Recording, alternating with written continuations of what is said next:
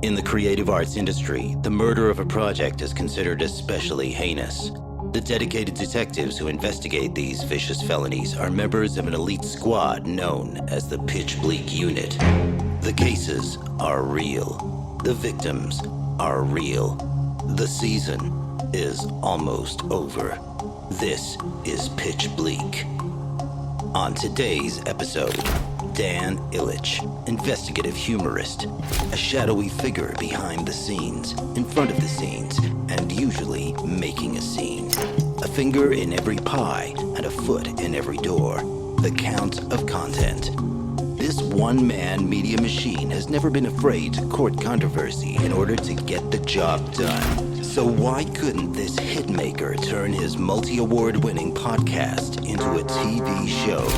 Who decided to ban Dan? It's time to catch a killer on the True Creative Crime Podcast, Pitch Bleak. Interview with suspects begins 6:45 p.m. Officers Hayden Bevis and Chris Kennett present. Would you state your full name for the tape, please? My name is Daniel Peter Ilic. I'm going to stop you there, Daniel Peter, because there's been a lot of controversy about this. Ilic, not Ilic. I'm not going to bring up the fact that you're being racist by calling me Ilic. I won't do that because I did it to everybody when I was starting out my showbiz career. I started out as an Ilic. And that is purely because I figured out that no one called Carlos Stefanovic would get a Logie. And so if Karl Stefanovic was going to be Karl Stefanovic, then I had to be Dan Ilic. I can't fault the Stefanovic logic. Well, needless to say, neither Dan Ilic or Daniel Ilic has received a Logie. So, maybe there's something else at play here. You have described yourself as an investigative humorist. Explain. Yeah, I kind of started out my career as a sketch comedian, but then kind of moved into satire halfway through Roddy John. So I kind of thought that I would be less of a comedian and more of a journalist, or mixing journalism and comedy in a way that would be my shtick as a comedian. So a part journalist, part comedian, I call myself an investigative humorist. Here's an oddball. I started following an account of Philip Bloom, a camera reviewer from the UK. Now, the only other person I saw following was one Dan Ilic. You're a gearhead, Dan. Is that correct? I love toys, and I will buy a toy if I think it will make up for my lack of talent. And that's exactly why I've got a beautiful studio here in my home filled with toys, because I'm not very talented. So you like to get your hands dirty with production? Is that right? Like, do you like to get in and make your own stuff? I love writing and I love performing, but I think I kind of got into production because I saw it as a means to an end. Like for me, it was like, if I get into production, then and I know the tools and I know how to edit, I can go ahead and make my own stuff, and that reduces all the barriers to making something. My first job in high school, or rather my second job, was working at a Nextbyte, which was an Apple computer reseller. And I purely got that job because I had once edited a video on like a Power PC, and I was so astonished with the power of editing. I was like, whoa, what I need is a Mac to edit on. And I kind of hit Apple products right at the time when the iMac came out. So I was kind of working at this Apple shop, and I was like borrowing gear and stealing RAM and upgrading all my gear through this Apple shop so I could edit videos and sketches and make comedy videos on my own terms. Then, like, back then, that was a really big deal. Like, now everything is done on the phone. Everyone's got a phone. Everyone's making content on the toilet or wherever they are because they just do it on the phone. But far out, back in 1998, the gear was expensive. Like, cameras are expensive. Editing gear was expensive. It was multiple thousands of dollars to kind of get into making content. What do you think of the word content right now? Like, do you like the word content? I think, you boys and I are of a similar age, and I feel like the word content is incredibly devalued, or devalues the process of making something. It's a complex kind of conversation to have around that word. I remember once I was on radio, I was on 702, and I was interviewing Tim Minchin, on air, and off air I was telling him about a new job I was getting in America at a digital website to do satire, to do kind of satirical comedy video making. And he looked at me and said, "Oh, cool, content." And I was like, "Oh, when you said content, Tim, that put a knife through my heart." I was like, fuck, Tim's right. I mean, Tim's always right. Yeah. It is content. And what is content? Oh, no. I've gone from being a comedian to a broadcaster to making content. All this small talk, it's all very nice. We've got to butter you up a bit, but we're here to talk about your crimes. Well, crimes in general. They may be your crimes. But frankly, your rap sheet is long and terrifying. You've been on the Pitch Bleak radar for a long time, stretching right back to our very first case. Your name came up in the course of investigation when we were speaking about the Fresh Off the Boat mixtape that ended in nothing. Were you responsible? There was not enough evidence to say at that time. I heard that episode. I heard it like the month it came out, and I was so perplexed. I don't remember having kind of any kind of serious conversations about it. I'm pretty sure no one sent me an email about it. I looked through my emails. I don't know why my name was thrusted. I would have been like 25 and had very little experience in television. Like, tell who it would to the trust judge, me pal. to show run their sketch comedy program on SBS? Now, this has got to be one of the most amount of fingers in the most amount of pies we've ever had on Pitch Bleak.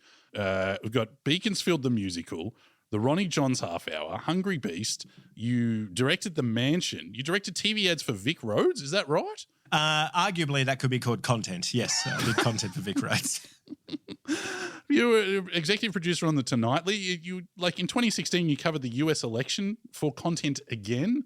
That's just a handful of things that you've done just in the that was early on in the pipeline. All of these credits and whatnot over a whole bunch of different formats.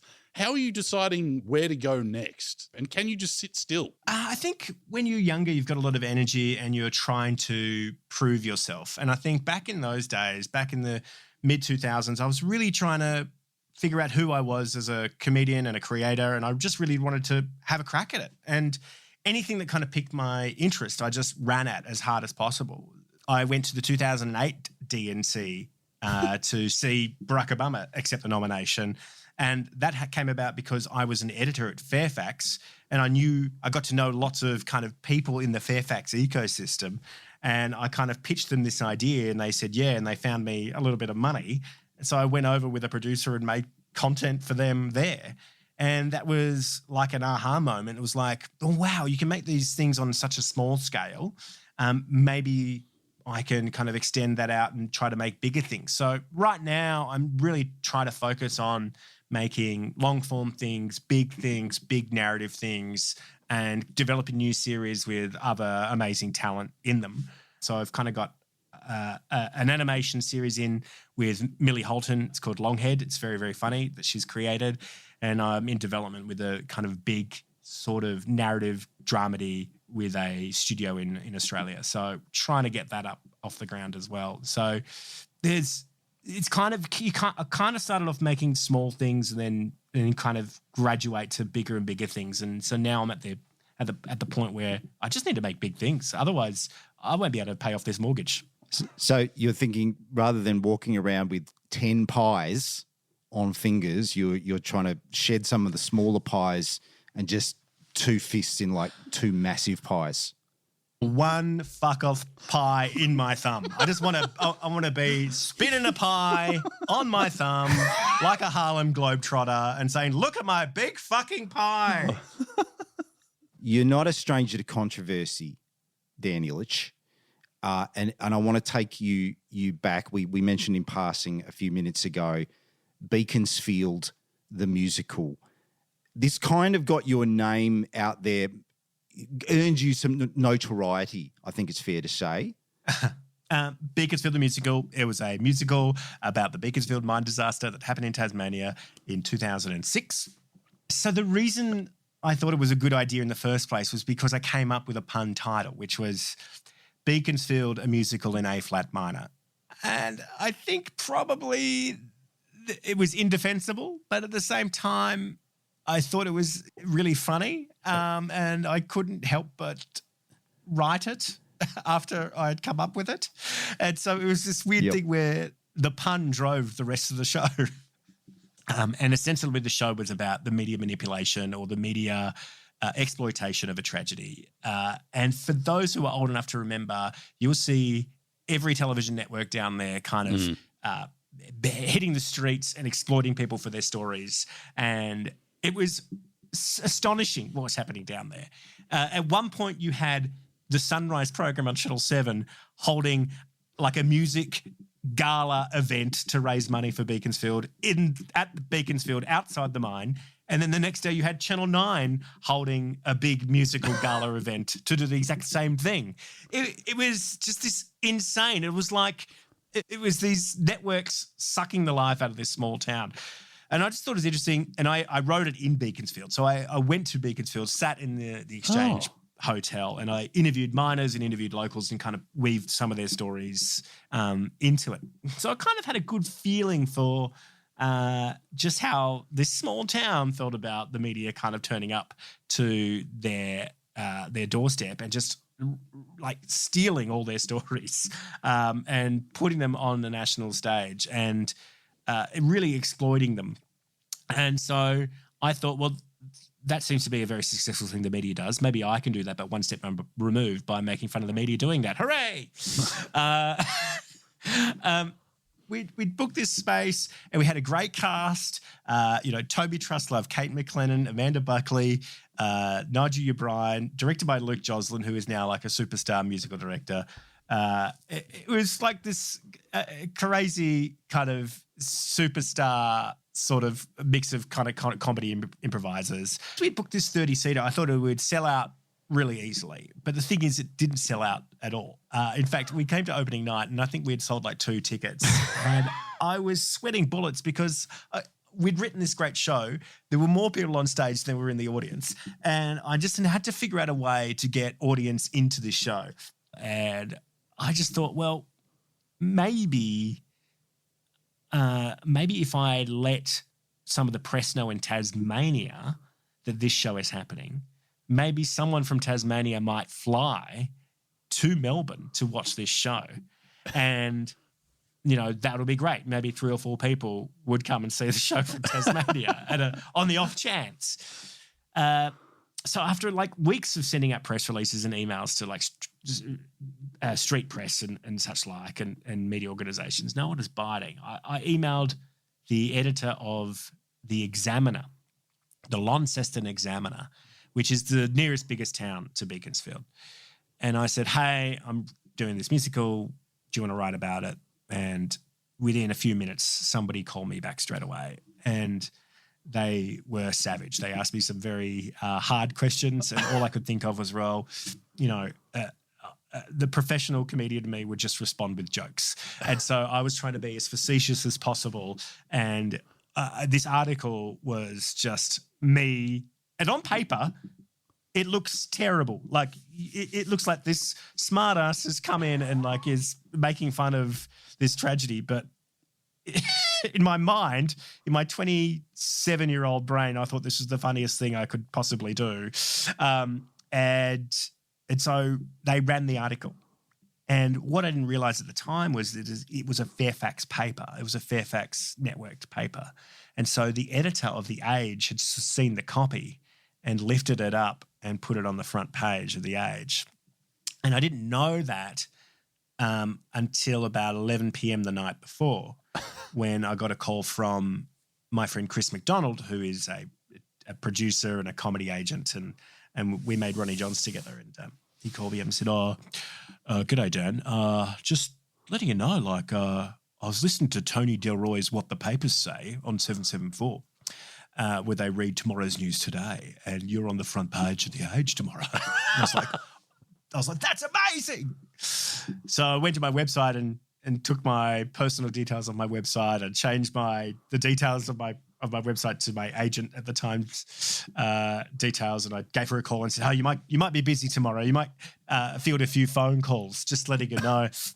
This is like before Twitter. Like this is before anyone is reachable on social media. And so the next morning at like 5:30, I got the first phone call, and it was like Matt and Joe from Fox FM, and they were so excited about it. They're like, "Oh, what have you done here? This is amazing. Oh, tell us about it. Whoa, it's a musical. Ding, ding, ding.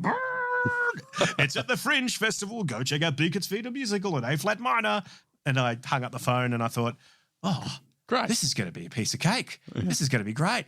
The next phone call was Neil Mitchell, and he was like, "You're the worst person in the world."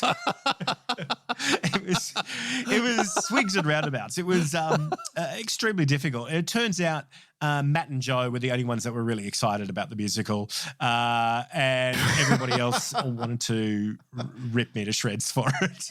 I kept getting phone calls like from Current Affair and all the TV news, and because I'd worked in media a little bit, I'd worked in as a video journalist for Fairfax.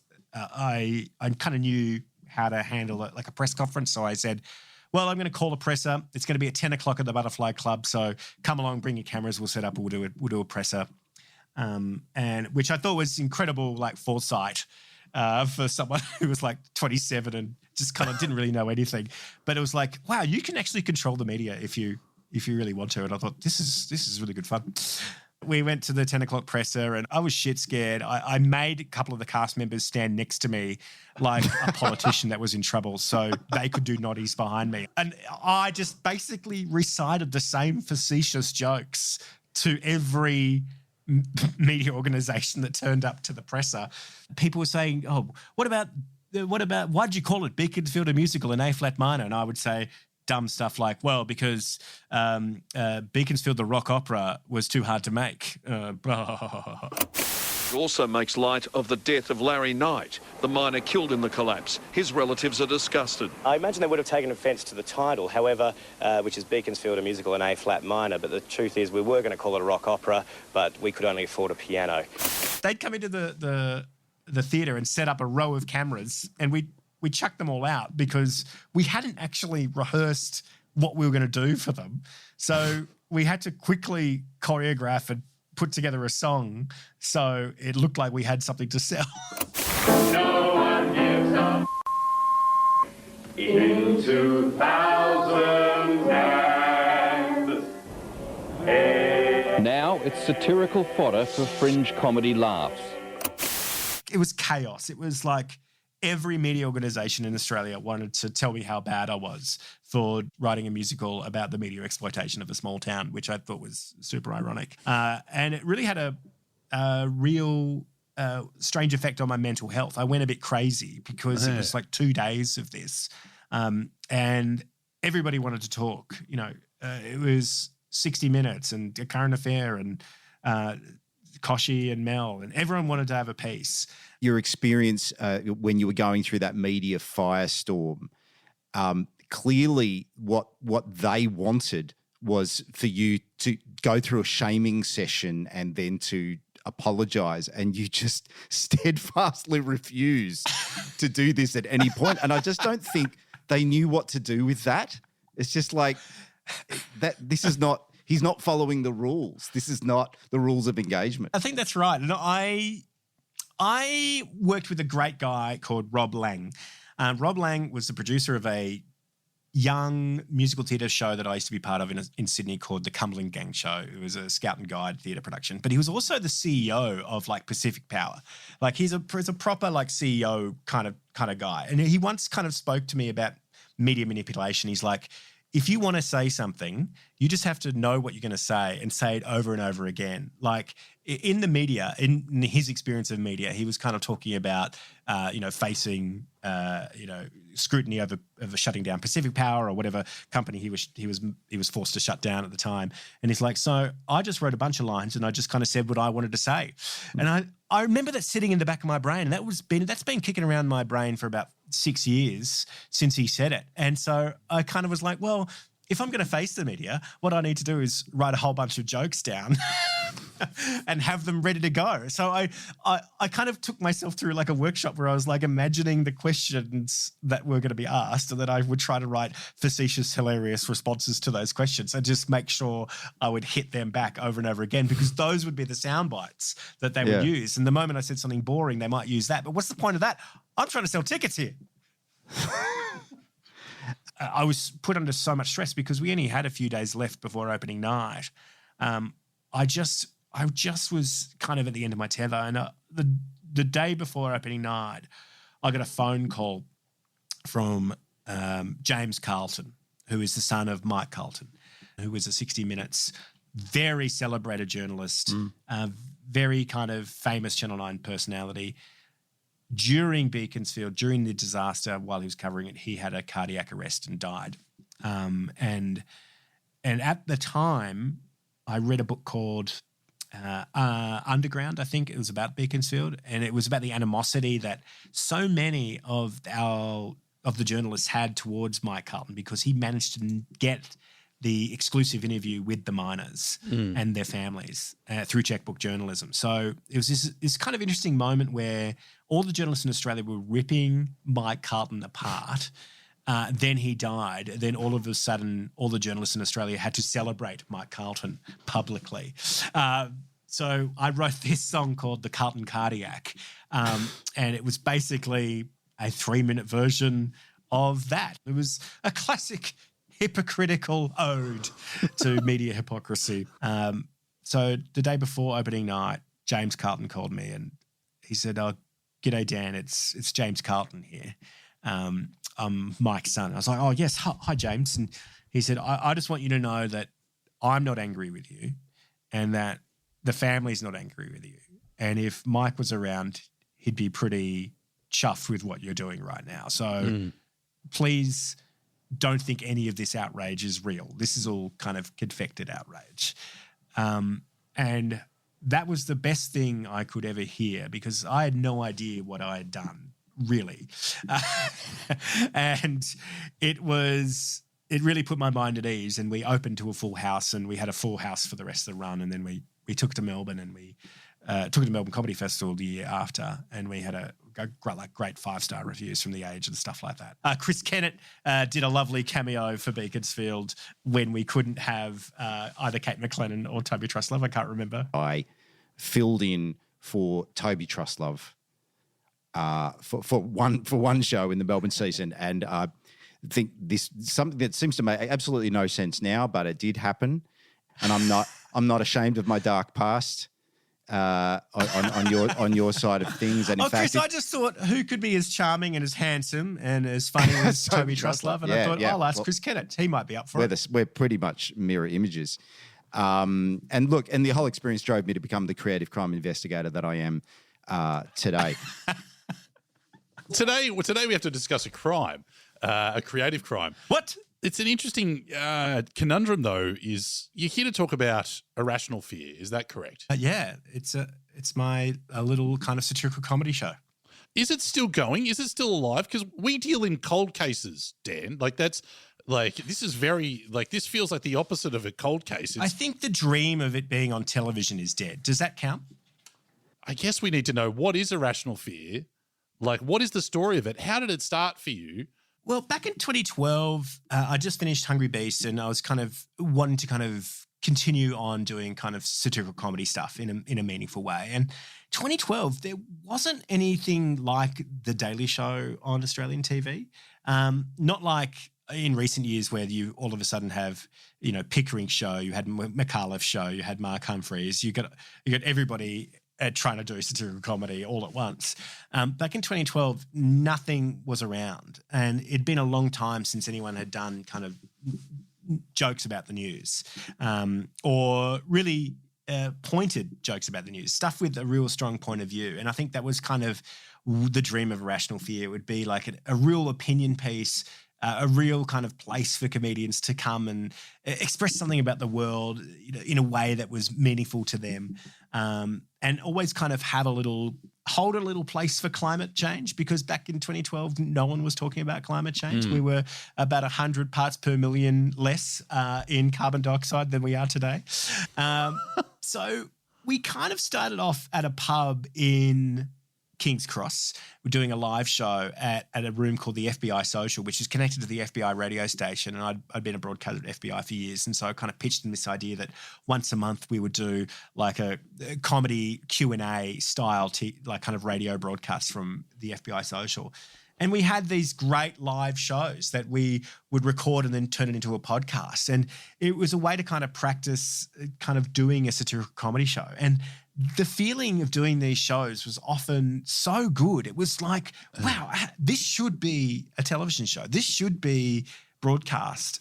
So we just kept doing it. And we did it for 2-3 years. And then come about 2014, Foxtel had started to kind of circle us, and they started to come to our shows. Executives would come to our shows, and then we kind of looked around, we're like, well, this is kind of interesting. You know, maybe there's a way we can go bigger with this. So we booked a show at the Sydney Opera House, and we invited Foxtel to come, which they came, and they said it was a really great show. Can I jump in there and just say, you just booked the Sydney Opera House? You said that like... You say it like I can just ring up now and just, this could be bigger. This is the thing. You can, like you would produce your Melbourne Comedy Festival show. Yeah. In fact, I think it's cheaper to do the Sydney Opera House than it is to do the Melbourne International Comedy Festival. So this seems like a big, an insider industry secret, because people will do opera house shows and it always looks like, oh my God, you know, the opera house, they've made it. And it turns out just anybody can do it. You gave your 21st there. That's it. You can have your 21st there. You can. Absolutely. We were kind of doing these live shows, recording as a podcast, broadcasting on FBI. And it had this great reputation in Sydney. Like, people would drive across the city once the show had started, because it was live broadcast. They would hear it on air, and you'd see the King's Cross Hotel slowly fill up with people standing at the back. We had this kind of fantastic vibe around it. And then Foxtel took us in for a meeting, and we had this meeting with Foxtel for the Comedy Channel, and they said, this is really great. Let's talk about it. And, you know, you do your opera house show and then come back to us and we'll have another pitch meeting. And so we did the opera house show, sold that session out, made some great sketches to go with it. It had a really great vibe. We almost, because it was filmed as well, we kind of had this pilot that was recorded live on stage. So you got a feeling for what a TV show could look and feel like. Yeah. The live shows probably needs a little tweaking to kind of be a real proper TV offering. And then we had this meeting at Foxtel with Graham Burrell, who at the time was like one of the top executives at Foxtel. And I was so excited to have this meeting because I was thinking how, sure, if this show was on the Comedy Channel, it wouldn't get a lot of views, but the assets you would get from it far outweigh the views. So if I could hold on to the podcast and kind of the socials and things like that, and we would make a TV show for the Comedy Channel, they would get a great TV show. We would build buzz online. They would get the appearance of having an extraordinarily successful kind of comedy show. And this meeting was meant to be half an hour. And the meeting kind of went on for like an hour, and then it kind of got to like the 90-minute mark, and they were asking all these detailed questions about budgets and talent pipelines and structure and production companies, and I was in there with my agent at the time and my producer, and we had a great answer for everything, and we had a great sales pitch, and we had a great deck, we had great sketches, we'd just come off the Opera House, and we probably made some of the funniest stuff in the Irrational Fear oeuvre at the time that was in this keynote presentation. And this meeting seemed so positive because it hit 90 minutes, and I'm like, we were meant to be out of here an hour ago. Yeah. And then Graham Burrell turned to us and he put his feet on the table and he said, look, I'll be honest with you. We've already spent our money for the next few years with Open Slather. But we really like this. And I was like, oh, what?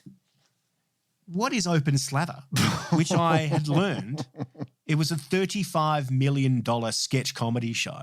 Fuck, man. That Rick McKenna made and spent $15 million making at almost $1 million an episode. What? And they didn't deliver a second season because it rated so badly. And it had all these great, iconic Australian sketch comedy comedians in who don't really want to do sketch comedy anymore, plus a whole bunch of really young, amazing talent who were kind of being suffocated by these old folks. And our budget was like $1.5 million for a season. It was like, how do you spend $35 million on a sketch comedy show? When Graham Barrell said he'd spent the money for the next couple of years for the Comedy Channel, I stopped talking and shut down and let my agent at the time continue the conversation while I was hyperventilating in the corner. That is a cruel way, very cruel way to have your dream shot down. It was the thing that made me so embarrassed that I actually found a job in America and I left to go to America. I was like Christopher Skase, but my ego was the debt. What's happened since then? Well, we stopped recording the podcast. Like it kind of went into this long, deep freeze for years. And I don't think it really came back until about 2019. And that's kind of when momentum started to pick up again. So 2020 was a really good year for us. Lewis and I decided to go every week, turning up to FBI studios to record it. But then, of course, COVID happened. And then we all had to, like we all do now, record podcasts from home. And that was kind of a really interesting, critical moment for us because all of a sudden that set the podcast free in terms of where we can record and how we can record. And all of a sudden we could get any guest we wanted. And we were doing kind of great numbers with great guests and all over Zoom, which was revolutionary at the time in 2020. And so it kind of picked up steam from then. And then 2021, 2022, 2023, 2020, we picked up those awards for Best Comedy Podcast because we were just hitting it every week. We were just doing it over and over and over. And that was really satisfactory to just kind of have something to do mainly during lockdown. So that became our little hobby that kind of kept us sane. And at the same time, entertaining people and giving comedians a go. And thankfully around 2020, I'd kind of won a fellowship. And so that had paid for the podcast and I could pay comics to come on the podcast. So I could give everyone $100 to come on, which was unheard of. Like to be able to pay comedians to come do your podcast is crazy. Like you don't even get paid to do the ABC. You barely get paid to do commercial media. I want to point out it's still unheard of for Pitch Bleak. No one does it. You will not be receiving $100. But it's so fun to be able to PayPal someone $100 after they've done the show. And that was the privilege at the time of being on this fellowship and being able to, say, well, because we talk a little bit about climate, they gave us some money and so we can kind of, facilitate this conversation in this way. To turn it into a TV show, how were you going to manipulate the format to make it work? About the same time, around 2014, a great format of the UK came out, which was the perfect format to kind of slot Irrational Fear into. It was 10 o'clock live. You may remember it. It had Charlie Brooker on it and Jimmy Carr and a bunch of other comedians. And it was a really smart, interesting way to hold interesting satirical conversations, great analysis, be really funny, but really be really smart. And I feel like a lot of kind of satirical comedy in Australia misses the mark in that respect. Like there's plenty of time to have fun, but there's kind of few moments where you can actually kind of bring some analysis to stuff in a way that's funny and smart. And so that was kind of the aim. And having kind of built Irrational Fear, which was kind of sketch, monologue, discussion, interview, we could kind of pull all those elements together and mush it into this format that kind of looked and smelt like a TV format that already existed, which was at the time 10 o'clock live. So that was the vibe. By the very nature of me hosting it, that's a problem because I'm not famous enough. I once went into a 9 pitch meeting for Irrational Fear before the Foxtel meeting, and I kind of said, look, here's all the success we've had. How about it? And they said, look, to be honest, Dan, we would barely even get this up if Will Anderson hosted. Like, if you want someone to host this, you need like Dave Chappelle to host this. And I was like, "Are you serious?" He's like, "Yeah, that's the only way a satirical comedy show is going to get up on our network is if a big American star or a big kind of comedy star import was going to host this." Why is it? Why can't this sort of show that you're talking about, whether it was Irrational Fear or something in the similar vein, why can't that happen in Australia? Why hasn't it happened, really? I don't know. I don't know the answer. And it's so funny. At the moment, I have one of my gigs is mentoring young content creators who work at the national broadcaster. And one of them sent me a lovely clip from The Late Show, which was kind of everything as The Late Show for me was like this iconic show that all I ever wanted to do growing up was create similar shows like The Late Show, the DGen Late Show on the ABC. And she sent me this clip. She must be 25 herself right now in 2024. She said, "Hey, Dan, how can we bring back some of the 90s pizzazz that they used to have on the ABC? Look at this great clip from The Late Show." And all I could think of was writing this email return, but which I didn't write, but in my head was like, look, if I could tell you how the ABC could make something great like The Late Show, like I've been trying to make for 2 decades or recreate for 2 decades on the ABC, how to kind of create a live comedy vehicle with young people who've got something to say, who could create a platform that's funny and irreverent and builds a community around it, then it would have been done. There's something, I mean, we can do it. We can make it. We make a podcast. We sell out the Sydney Opera House, like the problem's not on our end. The problem is on the network's end. The average mean age at the ABC in 2024 is 70. Like it is, that is like, it's a 70-year-old white person. That's the person you have to kind of create your TV show for. And that's kind of why everything on the ABC has that certain smell. Even though everything's like, oh, it's content and TikTok now and stuff, is there still an allure for you where you're like, I want to get it on telly? Hayden, I'm a 42-year-old man who grew up on TV, and all I want is my little show on TV. It's this weird ingrained thing, and I know in the deepest of my hearts that it's wrong and TV is irrelevant and no one watches TV. I know that TV is like is the Titanic, right? I know that these broadcast networks that we grew up watching no longer get the audience that they once did. Like the simple matter of fact is that in 2024, there's a great stat from Unmade, which is a great email newsletter from Tim Burrows, who used to run Mumbrella. He said that 70% of people under the age of 40 in 2024 did not interact with a broadcast network brand in any space. So be that digital, television, or otherwise. There it is. And that's me too. That's me too. Like I have a big fucking TV on my wall. It's not actually connected to an aerial. It's connected to all the apps. Like there's actually no broadcast network going into that TV. So if we literally go, Dan, here's all of the cameras and all of the production gear, and we will do Irrational Fear for a whole series, it just won't end up on the ABC. It would be on YouTube. You would be like, it's just not the same. Absolutely not. No, I would, like right now, I would jump at that. Like that's like the aim. Yeah. I think the viewership on YouTube is insane, and I think trying to make something that is engaging for that audience is the challenge right now. But if you asked me that 15 years ago, I'd probably laugh at your face. Have you pursued again the avenue of trying to get a network on board to try to make it a TV show, or where did that end up?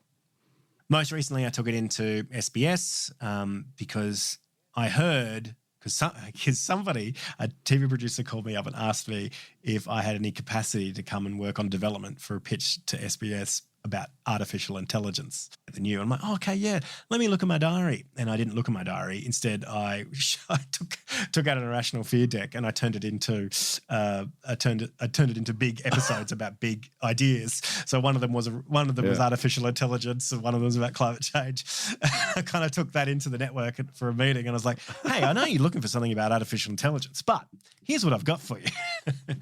And they said, do you man, look, you're a great host, Dan, you're great talent, but do you think Adam Liao and Mark Fennell could host it? And I said, no, I don't know if they can. No, they didn't say that. But that was a swift no from them about a week after. But I think it was a compelling offering. They should have taken it. So I'm unsure about whether I want to do that anymore, like whether that's appealing anymore to me. Like, yeah, I had the great privilege of show running Tonightly when I came back from America, and that was really hard and really intense, mainly because we were operating 4 nights a week at the ABC, pumping out this show every single day. We had a couple of people come through the country who worked at The Daily Show and SNL, and these guys were just my friends from America, and they came in to kind of talk with the team, and they're like, so how many weeks have you guys been on? And they're like, oh, we've been operating for 24 weeks now. I'm like, oh my God. Apparently, like, SNL does 7 weeks on, 7 weeks off, so they can have a rest. And they do 1 show a week. And then The Daily Show, which does 4 shows a week, does like a run of 3 weeks, has a week off, and then a run of 3 weeks. And like, we've been going for 24 weeks straight, and like, we're all burnt out as fuck. And these Americans are like, I cannot believe you are operating at this level and you're producing what you're producing right now, because you guys should be dead. Nobody could believe that. I still cannot believe the production schedule of Tonightly. It's like, it's actually the polar opposite of Open Slather in terms of... There was a phrase that bandied about Hungry Beast when we worked there. And the phrase that Andrew Denton would always tell us was, well, it's the privilege of working on the national broadcaster. And that phrase would paper over a lot of things, be it long work hours or underpay, or everything we would do would be for the privilege of working on the national broadcaster. So are we going to declare it dead, or the idea of Irrational Fear? Are we going to put a bullet in its head now, or like? I honestly think it's dead for television. Like, this is a show called Pitch Bleak. This is about pitching things to television. I think this show is dead for TV. I think it's done. For the sake of this podcast, if they said they would want it, if Channel 9 said, hey, can we have Irrational Fear? I'll say no, because I did this podcast called Pitch Bleak. Thank you. Thank you. It would really ruin the narrative continuity. Could we call it something else? Finally, someone who gets it. Can we call it A Current Fear? That would be good. That would be good for us. Now it is time to actually find out who killed Irrational Fear. We're going to point fingers and figure out who is the person to blame for the death of Irrational Fear, the TV show. There is a lot of slander that's about to happen. Yep. So we're going to point names. You can jump in at any point and say yes or no to any of these, but we will come up with who we've decided is the killer of Irrational Fear. This is through a process of exhaustive investigation, also known as just writing down names that you said while you were speaking. I think suspicion's got to fall pretty heavily on the shoulders of Karl Stefanovic, or Stefanovic. Thank you. Stefanovic, thank you very much. There's a lot of questions floating around the culpability of this Next Bite store that you once worked for, and possibly seems that you may have stolen quite a lot of stuff from them while you were working there. Like, it was a bit more of a long-term borrowing program. If you think of it more like more of an arts grant kind of situation. Your involvement with the Fresh Off the Boat crew, as well documented in one of our previous cases, I think we've got to look at a revenge scenario there. I cannot even remember that. Exactly. You can't even remember. You don't remember them. You're denying all knowledge. Oh my God. Neil Mitchell has had it in for you. He's started a podcast now. I don't know if you've seen him. He's on Twitter these days and he's putting clips up of his podcast. And it's kind of unedifying. You know, there's a certain amount of ego that gets wrapped up in when you're a shock jock, right? Because you're a shock jock. You've got this inbuilt audience. You have this power. You've got the ear of the premier. Let's get him on the line. And then you retire and you go start a podcast, which is a massive step down. And you're still publishing videos of yourself asking tough questions in a similar vein. And you actually don't have to do that anymore, Neil. Like, Neil, you actually can retire. Just relax, Neil. Go and read a book, Neil. Like, go to the golf. Go, like, travel the world, Neil. Step away from the microphone. You just don't have to do it. You don't have to be chained. Your opinions don't have to be broadcast to everyone. Neil, you're no longer a shock jock. You're now an 80-year-old guy ranting into the internet, just like everybody else is. You've got all the money in the world, Neil Mitchell. Just stop it. You don't have to do it anymore. You don't have to do it anymore. We've got Graham Burrell at Foxtel Comedy Channel who drops bombshell on you that, no, there's no money. Someone at Foxtel, maybe above him, spent the money like without anybody knowing. I'm pretty sure that's what happened. Like, I'm pretty sure someone dropped 35 million and created Open Slather without telling anybody. And then all of a sudden, nobody can make anything else. Like, this is what's happened. So do we know how much, how soon beforehand that had happened? Like, it was like the day before, had Michael Veitch just gone into the office and they've gone, 35 million to you, sir. Everyone else at Foxtel in the room was blindsided, like, because all the network who were rooting for us, who wanted to see the show get up, they'd been courting us for weeks to get it up to Graham Burrell. So they found out in the room that they also had no money to make anything. So imagine all of their projects that they'd been cooking, thinking, this will be a great TV show. This will be great for this channel. This will be great for that channel. All of those projects vanished. Wow. What was the noise like? When he said the words. Was there a hiss, sort of like as of air coming out of a balloon? That was the noise coming out of me. I shut down. I just fell into this comatose daze. And then Andrew Garrick, the producer, started talking on my behalf. And then Liz Adams, my agent, started talking on my behalf.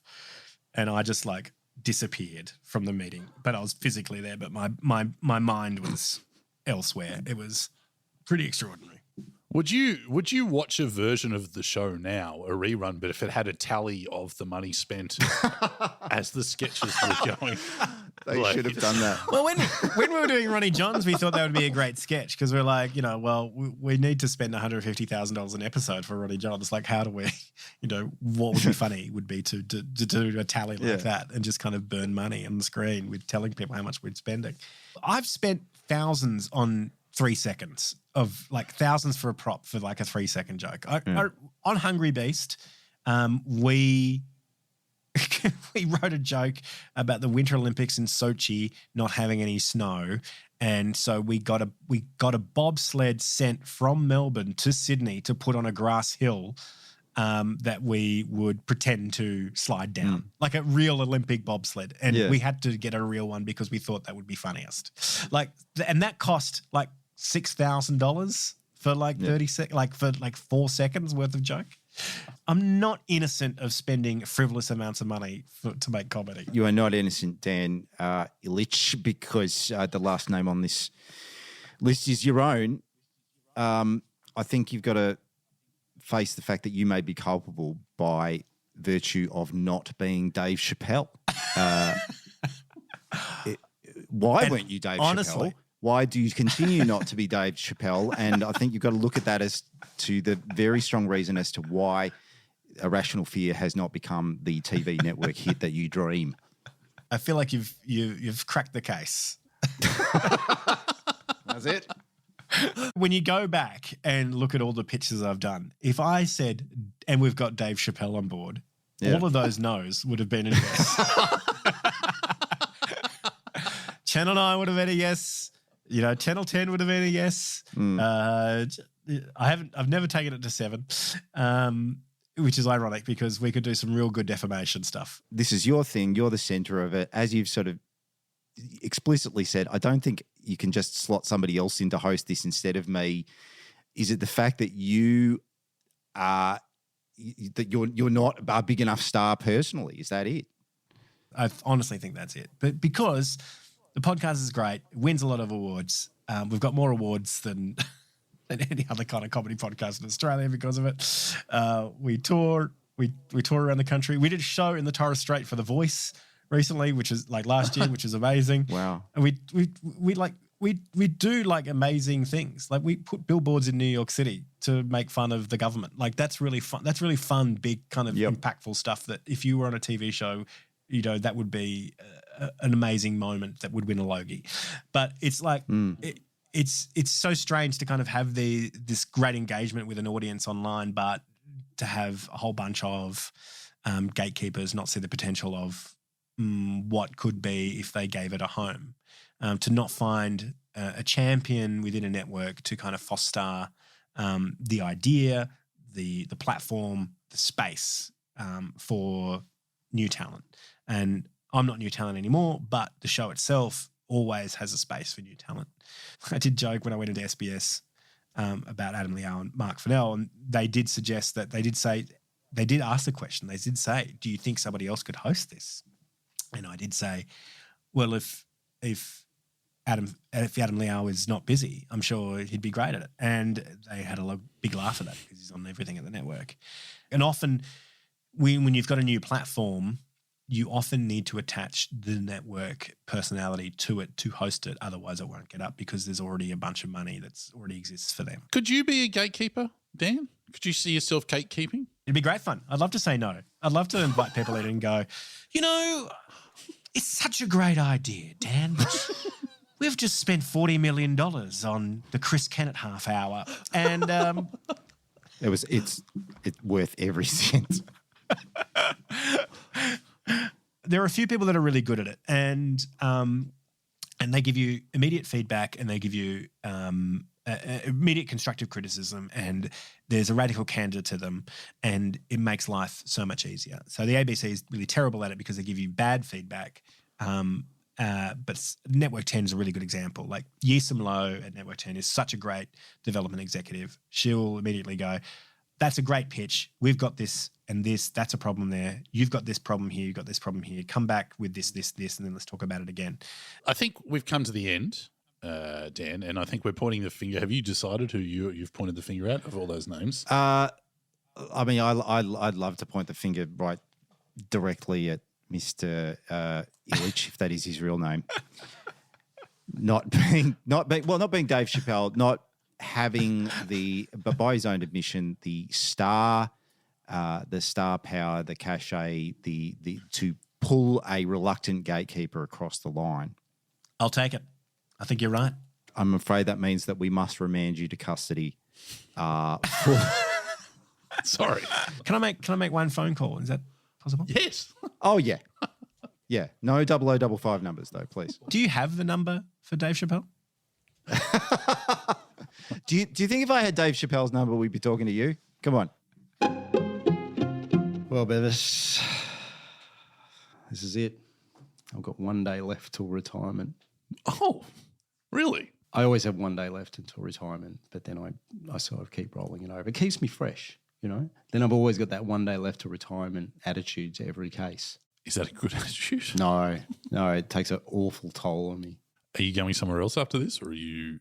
Well, what I'm expecting is that, of course, on one of these 1 day left till retirements, that I will, of course, be killed by my nemesis. The scientist from Year 9. Yeah. Leaving you motivated to take vengeance on my part and bring them to justice. This hasn't happened yet, which is why I keep extending the deadline. Have you, in a glimpse of my character over these 2 seasons, thought that vengeance would be something I would be into? I'm hoping that you're going to work up to it. Okay. But it will be when you're standing over my corpse, that you will find within you the rage will well up. Okay. Is that what you want me to do? Is this your plan? I'm generally in favour of rage. Speaking of rage, Yeah. I've got a cracking idea for a board game. Board game. It's new. Do you know Family Feud? The board game or the TV show, but you know, it has a I version. know. that's Yeah, board game. I know. There's a board game. The concept is pretty much Family Feud, Okay. except it's stereotypical Family Feud. So maybe take Family Feud off. Yeah. But instead of going, we asked 100 people, you get to choose your categories of people in which they asked. So it's like we asked 100, you used to choose. We asked 100 42-year-old men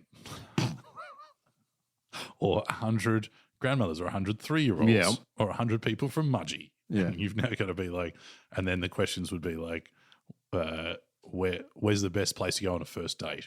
And then you Right. would guess it, but you'd think of it on behalf of that group of people. How racial is it going to get? Well, this is my problem that I've got to figure out. Like, I don't think that should enter it whatsoever, but I'm worried.